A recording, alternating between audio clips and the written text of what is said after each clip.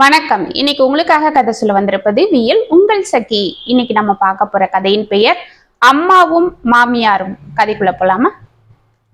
வாராசா, வாப்பா, எப்படி கண்ணு இருக்கிற என்று தனது மகனை முகமலர்ச்சியோடு பார்த்து அழைத்து கொண்டே தள்ளாடி கொண்டு வந்து அவன் கைகளை பற்றி கொண்டாள் ஜானகி. ராஜுவின் கண்களில் கண்ணீர் துளித்தது. அம்மா, என்னம்மா இப்படி அழைச்சிட்டீங்க?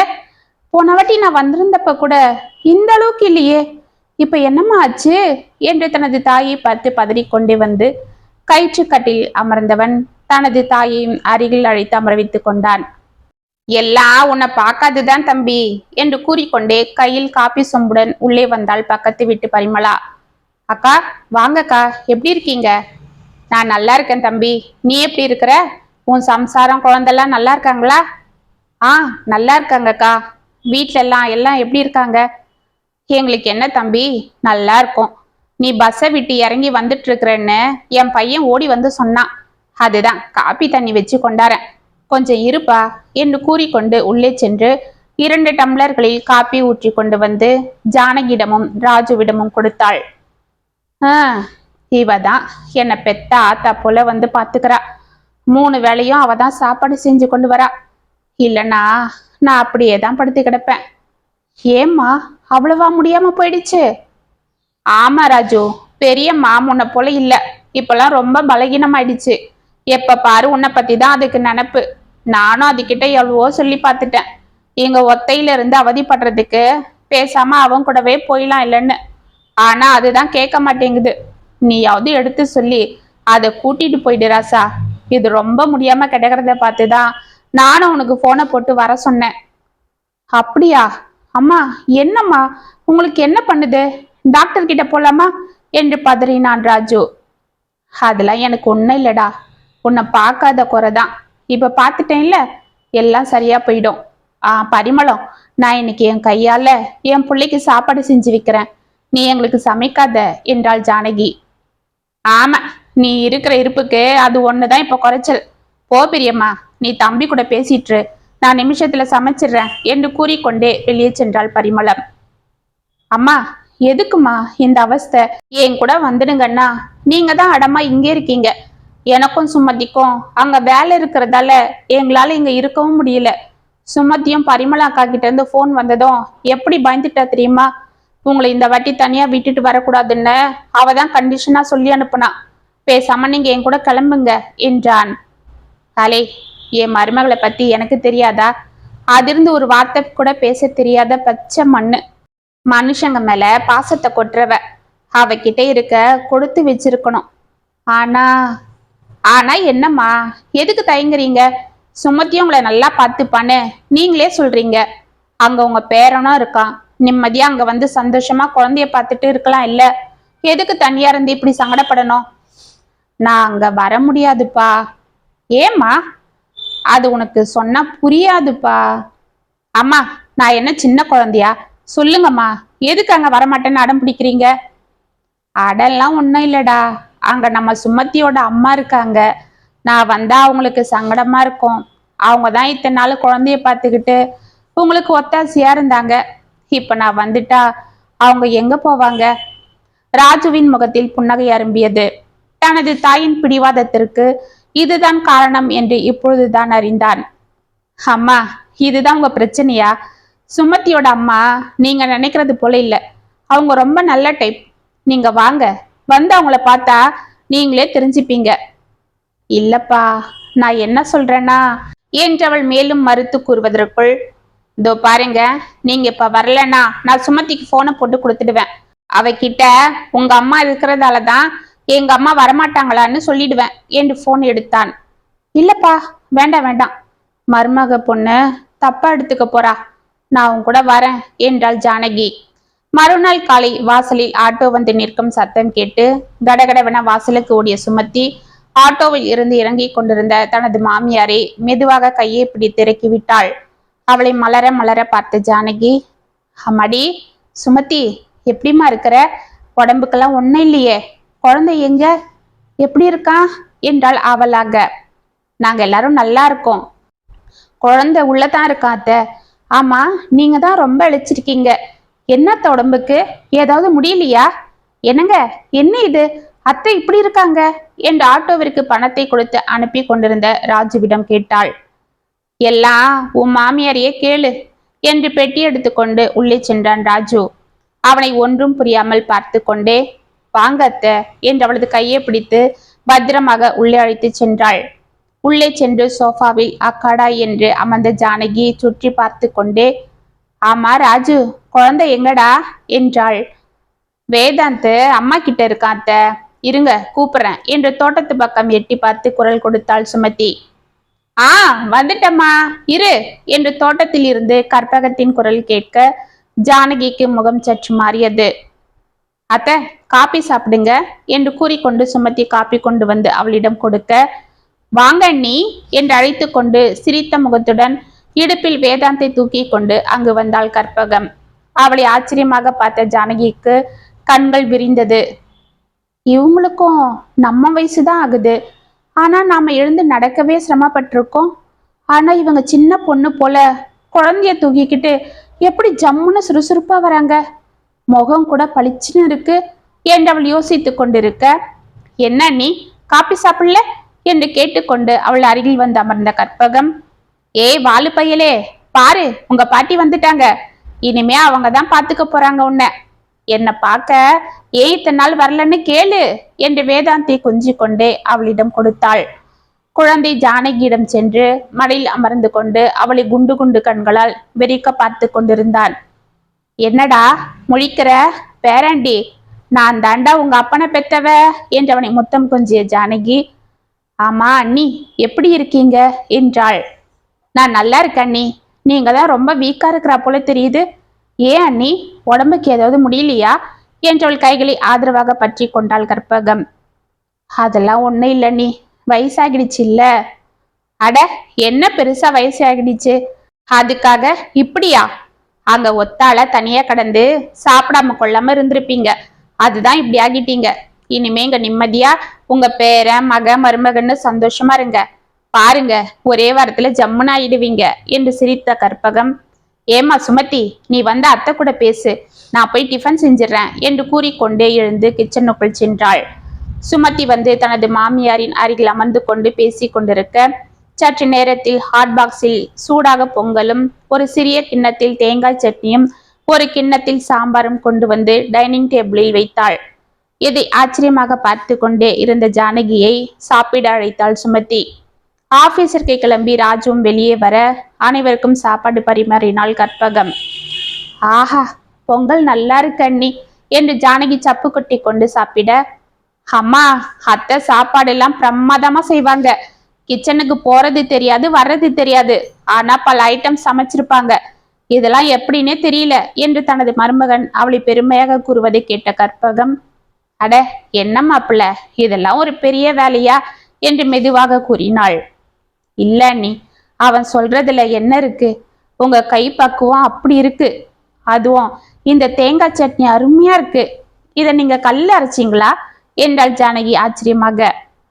ஆமா நீ, நாமெல்லாம் அந்த காலத்துல கல்லுல தானே ஆட்டி பழக்கம், இப்பதான் பிள்ளைங்க மிக்சியா அது இதுன்னு வச்சுக்கிட்டு அதுல போட்டு அரைக்குதுங்க, அது என்ன ருசியாவா இருக்கு, அதுதான் நான் இங்க வந்ததுல இருந்து கல்லிலேயே மாவு சட்னி இதெல்லாம் ஆட்டி போட்டுடுறேன் என்று சர்வசாதாரணமாக கூறினாள். ஆமா அத்தை, எப்படிதான் அந்த கல்லில எங்க அம்மா உட்காந்து ஆட்டுறாங்களோ என்னால முடியாது. அதுதான் சுமதி நீ இப்படி இருக்கிற, ஒரு மழை வந்தா காய்ச்சலும் வெயில் வந்தா தலைவலினும் படுத்துக்கிற என்று சிரித்தான் ராஜு. போதும் போதும், என்னை கேலி பண்ண ஆரம்பிச்சிடாதீங்க, வாங்க ஆபீஸுக்கு நேரம் அது என்று அவனை பொய்யான கோபத்தோடு முறைத்தாள் சுமதி. இதை பார்த்து கற்பகமும் ஜானகியும் சிரித்தனர். 2 நாட்கள் சென்றது. கற்பகம் செய்யும் ஒவ்வொரு செயலும் ஜானகிக்கு ஆச்சரியத்தை அளித்துக் கொண்டிருந்தது. காலையில் எழுந்து சுறுசுறுப்பாக வாசலில் தண்ணீர் தெளிப்பதும் தோட்டத்தில் இருக்கும் செடிகளுக்கு தண்ணீர் ஊற்றுவதும், சுமதி எழுந்து கொள்வதற்குள் அவர்களுக்கு காஃபி டிஃபன் தயார் செய்து விடுவதும், பிறகு சுமதி எழுந்து மதியம் சாப்பாடு தயார் செய்வதற்குள் பூஜை அறையில் சாமி படங்களுக்கு பூக்களை வைத்து பூஜைகள் முடிந்து கொண்டு வந்து சுமதிக்கு சமையல் வேலைகளில் உதவுவதும், குழந்தை எழுந்ததும் அவனுக்கு பூஸ்ட் கொடுத்து டிஃபன் கொடுப்பதும், இருவரும் ஆபீஸ் சென்றதும் குழந்தையை குளிப்பாட்டி தூங்க செய்வதும், அவனை எழுந்து கொள்வதற்குள் தோட்டத்தில் இருக்கும் செடிகளுக்கு மருந்து தெளிப்பதும், அவற்றை பராமரிப்பதும், மீண்டும் குழந்தை எழுந்ததும் அவனை தோட்டத்திற்கு எடுத்து சென்று சாப்பாடு ஊட்டுவதும், மீண்டும் மாலை தனது மகள் மருமகனுக்கு ஸ்நாக்ஸ், குழந்தைக்கு பால் என அவள் பம்பரமாக சுற்றி கொண்டிருப்பது மட்டுமின்றி முகத்தில் எந்த அலுப்பும் இல்லாமல் இருப்பதை பார்த்து பார்த்து வியந்து கொண்டிருந்த ஜானகி இன்று அதன் ரகசியத்தை அவளிடம் கேட்டே விடுவது என்று தோட்டத்து பக்கம் சென்றாள். அங்கே தோட்டத்தில் பூச்சி அடித்திருந்த செடிகளுக்கு மருந்து தெளித்து கொண்டிருந்த கற்பகம் அவளை பார்த்து, வாங்க நீ வாங்க, 2 நாளா தோட்டத்து பக்கமே வராம இருந்தீங்களே, உங்களுக்கு செடிங்கன்னா விருப்பம் இல்லையோன்னு நினைச்சேன் என்று கூறிக்கொண்டு அவள் அருகில் வந்தாள். இல்ல நீ, ஒரு காலத்துல நானும் அவரும் எங்க தோட்டத்துல வளர்க்காத செடிங்களே இல்ல. அவருக்கு செடிங்கன்னா பெத்த புள்ளைக்கு மேல பிரியம். அவர் போனதுக்கு அப்புறம் நான் அந்த பக்கமே போறதில்ல. அங்க போய் நின்னா அவரு ஞாபகம்தான் வந்துடுது.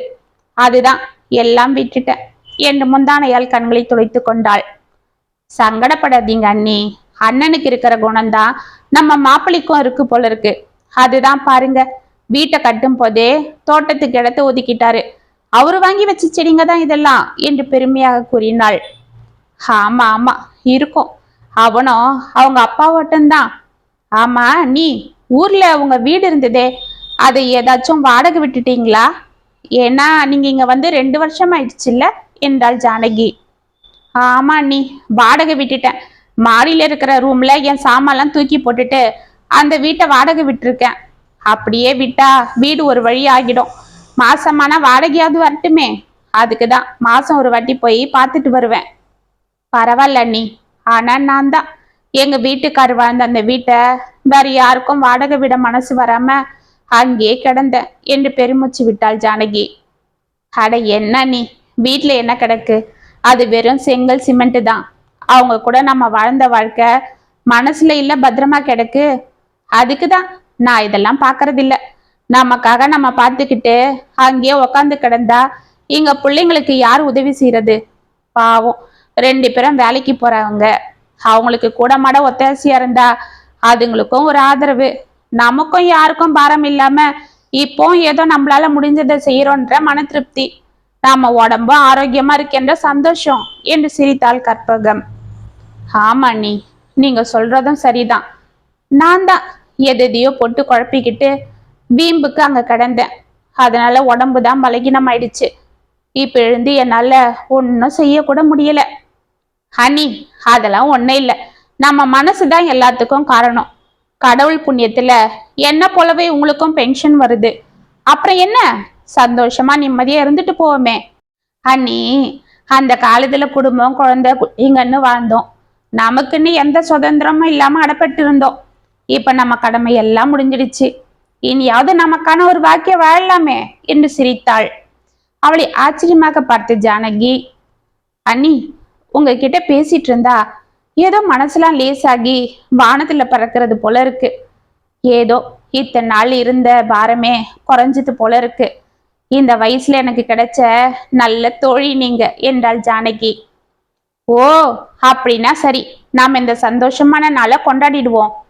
என்ன சொல்றீங்க? ஆமா நீ, நீங்க பேசாம எழுந்து என் கூட வாங்க. நாம 2 பேரும் சினிமாக்கு போயிட்டு வருவோம். பசங்க வர நேரமாகும். அதுக்குள்ள ஒரு மேட்டின் ஷோக்கு போயிட்டு வந்துடலாம். இங்க பக்கத்துல தான் தியேட்டரு. நீங்க ரெடி ஆகுங்க, அதுக்குள்ள நான் போய் ஆட்டோவை கூட்டிட்டு வந்துடுறேன், சரியா என்று எழுந்து கொண்டாள். அண்ணி, சினிமாவா? அதெல்லாம் எதுக்கு? இனிமேலும் நமக்கு எதுக்கு இந்த வயசான காலத்துல என்று தயங்கினாள் ஜானகி. ஏன் நீ, வயசாகிட்டா படம் பார்க்க கூடாதுன்னு யாராவது சொன்னாங்களா என்ன?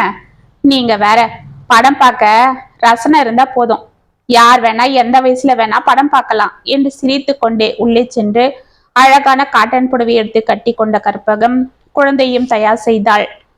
அண்ணி, நான் போய் ஆட்டோவை கூட்டிட்டு வந்துடுறேன், நீங்க ரெடியா இருங்க என்று கூறிவிட்டு அவள் குழந்தை எடுத்து கொண்டு புறப்பட ஜானகி மனதில் ஏதோ ஒரு உற்சாகம் பிறந்தது.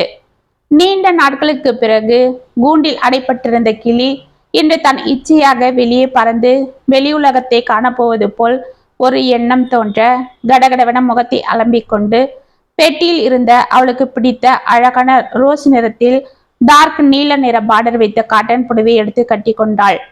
அவள் பெட்டியில் பத்திரமாக வைத்திருந்த தனது மாமியார் கொடுத்த அழகிய வேலைப்பட அமைந்த ஒரு சிறிய கண்ணாடி எடுத்து தனது முகத்தை பார்த்தாள். ஆஹா, என்ன ஆச்சரியம்! அந்த கண்ணாடியில் திருமணமாகி வந்த புதிதில் இருந்த அதே ஜானகியின் முகம் தெரிந்தது. கள்ளம் கபடம் இல்லாமல், எந்த கவலையும் தெரியாமல் சிட்டாக ஓடி ஆடிக்கொண்டிருந்த அந்த 20 வயது ஜானகி மீண்டும் சிரித்து கொண்டு அதில் மின்னிக் கொண்டிருந்தாள். மீண்டும் அந்த ஜானகி தோன்ற என்ன காரணம் என்று அவள் சிரித்து கொண்டே யோசித்துக் கொண்டிருக்க, அண்ணி, அண்ணி, ரெடியா என்று வாசலில் கற்பகத்தின் குரல் கேட்டது. தோ வந்துட்டா நீ என்று சிரித்து கொண்டே கடகடவன உற்சாகத்தோடு வாசலுக்கு ஓடினாள் ஜானகி. அண்ணி, எவ்வளவு அழகா இருக்கீங்க! இப்ப உங்களை பார்க்கும்போது 10 வயசு உங்களுக்கு கம்மியானது போல இருக்கீங்க என்று கற்பகம் அவளை பார்த்து சிரிக்க, போங்க அண்ணி, உங்களை விடவா என்று அவளை செல்லமாக முதுகில் அடித்தாள் ஜானகி. பிறகு வீட்டை பூட்டி விட்டு இருவரும் உற்சாகத்தோடு ஆட்டோவில் ஏறினர். 1 மாதம் சென்றது. இப்பொழுதெல்லாம் ஜானகியின் போக்கில் நிறைய மாற்றங்கள் தெரிந்தது. காலையில் கற்பகத்துடன் சேர்ந்து கொண்டு அவள் சமைப்பது, குழந்தையை பார்த்து கொள்வது, தோட்டத்து செடிகளுக்கு தண்ணீர் ஊற்றுவது, மாலை இருவரும் பூஜை அறையில் விளக்கை ஏற்றிவிட்டு பஜனை செய்வது, அடிக்கடி சினிமா, மார்க்கெட் என ஊர் சுற்றுவதும் என இருக்க, இது எல்லாம் பார்க்க பார்க்க ராஜுவிற்கு மிகவும் மகிழ்ச்சியாக இருந்தது. அன்று மாலை சுமத்தி அவனுக்கு காப்பி கொண்டு வந்து கொடுக்க அதை வாங்கிய ராஜு, என்னம்மா, எங்க ஃப்ரெண்ட்ஸுங்க 2 பேரும் ஆளை காணோம் என்றான் சிரித்து கொண்டு. என்னங்க, யார கேக்குறீங்க என்றாள் சுமதி. இந்த யாரு, நம்ம வீட்டுல 2 யங் கேர்ள்ஸ் சுத்திட்டு இருக்காங்களே, எங்க அம்மாவும் என் மாமியாரும், அவங்களதான் சொல்றேன். சுமதியும் சிரித்து விட்டு, அவங்களா, அவங்க குழந்தைய கூட்டிட்டு கோயிலுக்கு போயிருக்காங்க. சுமதி, இப்பதான் எனக்கு மனசுக்கு எவ்வளவு சந்தோஷமா இருக்கு தெரியுமா? நான் போய் எங்க அம்மாவை அன்னைக்கு பார்க்கும்போது எங்க அம்மா எப்படியோ இருந்தாங்க. என் மனசே கலங்கிடுச்சு. பழையபடி இவங்களை எப்படி மாத்துறதுன்னு நான் ரொம்ப வேதனையோட தான் அவங்களை இங்க கூட்டிட்டு வந்தேன். ஆனாலும் என் மனசுல ஒரு நம்பிக்கை இருந்தது தெரியுமா? என்னங்க அது?